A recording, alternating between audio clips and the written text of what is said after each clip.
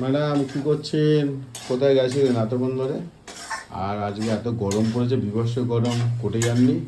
কোটে গিয়েছিলাম কিন্তু সেরকম কাজ বাজের খবর নেই। কালকে একটা কাজ আছে আর শেষটাতে অসহ্য গরম, থাকতে পারছি না, চলে এলাম। রান্না সেরকম কিছু করছি না, কালকে মাছের ঝোল ছিল, এটা গরম করে নিলাম। আর একটুখানি কালকে পুঁই শাক কুমড়ো একটুখানি ছিল, তার সঙ্গে আর একটু কুমড়ো আর একটু চিংড়ি দিয়ে করছি, তখন তরকারিটা খুব সুন্দর, অসাধারণ। আর এই একটু ঠান্ডা জল খাচ্ছি, ঠান্ডা জল কি দিয়ে খাচ্ছে? গ্লুকন্ডি দিয়ে খাচ্ছি, শরীরে এনার্জি হয়।